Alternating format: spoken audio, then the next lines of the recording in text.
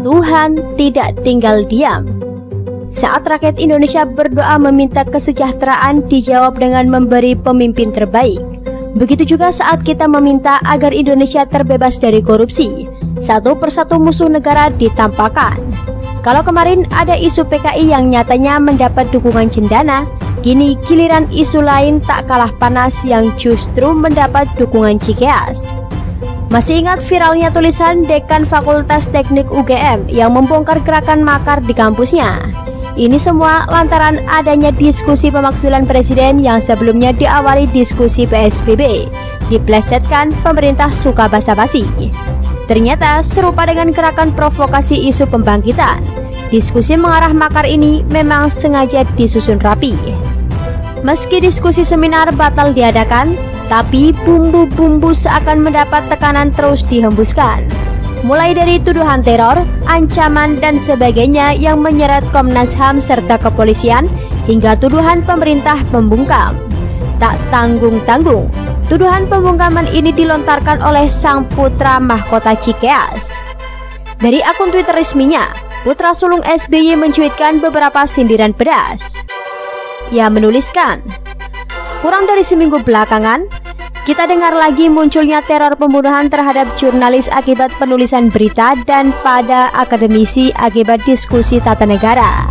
Ini makin menguatkan kesan bahwa kebebasan sipil kita menurun. Pendapat seolah dibelenggu. Hari ini kita diingatkan dengan hari lahirnya Pancasila. Perjuangan para pendahulu menetapkan dasar negara Indonesia berdasarkan ketuhanan, kemanusiaan, persatuan, demokrasi, dan keadilan sosial. Di dalamnya terkandung makna tentang hak setiap individu untuk berpendapat, bermusyawarah, untuk mufakat. Selalu jadi tugas kita untuk merawat Pancasila beserta nilai demokrasi dan kebebasan sipil di dalamnya. Kebebasan berpendapat adalah amanat konstitusi. Mari kembali pada hakikat Pancasila yang utuh. Demokrasi saat ini adalah hasil perjuangan. Jangan kita sia-siakan. Selamat Hari Lahir Pancasila." Seperti biasa, pendapat putra mahkota Cikeas seolah-olah membela rakyat dan kebenaran, padahal sejatinya adalah membela perusuh negara.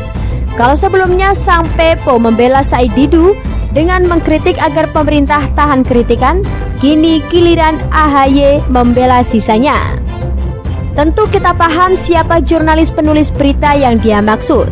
Sebelumnya, jurnalis Detik bernama Isal Mawardi dengan ngawur tanpa cross-check memberitakan Jokowi membuka mal di tengah pandemi. Lalu akhirnya diralat dengan persiapan pembukaan untuk new normal, dan itu pun atas permintaan pemerintah setempat. Seperti kasus jurnalis Detik yang mengaku mendapat teror dan ancaman, kini trik serupa digencarkan oleh akademisi. Giliran dosen UII dan mahasiswa Fakultas Hukum Universitas Gadjah Mada yang mengaku mendapat ancaman dan teror akibat ulah mereka sendiri. Kalau saja tak ada provokasi yang dilakukan dengan mengangkat tema diskusi pemakzulan di tengah situasi seperti saat ini, pasti ancaman tak akan muncul. Apakah mereka sengaja memancing teror dengan membuat gaduh? Hal ini juga harus menjadi perhatian aparat. Karena tak mungkin ada asap kalau tak ada api. Apalagi di belakangnya ada oposisi yang berdiri membela mereka. Kalau sebelumnya Partai Berkarya akhirnya mengaku kalau bendera PKI itu dibuat sendiri, kini giliran Ketum Partai Demokrat mengaku diskusi pemakzulan presiden pantas dilakukan. Akhirnya Tuhan membuka kedok busuk kedua partai tersebut. Di saat hari kelahiran Pancasila, kenapa mereka tak bisa mendinginkan suasana dengan membuat atribut bendera merah putih, malah membiarkan mengizinkan mencetak atribut PKI? Di saat nilai-nilai Pancasila seharusnya dimaknai dengan menjaga persatuan, memberi kepercayaan pada pemerintah, mengapa malah dibelokkan seakan pembungkaman suara pengkhianatan berkedok demokrasi? Ternyata Cikeas seperti reinkarnasi cendana. Keduanya memiliki tujuan busuk untuk mengkerdilkan bangsa. Bukannya mendorong Indonesia untuk semakin maju, malah berkutat pada isu murahan hingga makar. Baiknya kedua partai tersebut dibubarkan dan disusut kembali harga kekayaan pemilik partainya. Kasus Jiwasraya dan Asabri terus bergulir, begitu juga yayasan-yayasan milik cendana. Perlahan tapi pasti, Presiden Jokowi akan mengembalikan kekayaan negara pada rakyat Indonesia. Yang mana Presiden Jokowi tengah menyiapkan pembangunan 2 kilang minyak. Kabarnya tahun 2026 nanti, Indonesia akan terbebas dari impor BBM. Hal ini terus akan merugikan mafia migas dan anteknya. Para gurita cendana dan cikeas tak akan terima begitu saja. Makanya mereka kini berlagak gila menyerang pemerintah.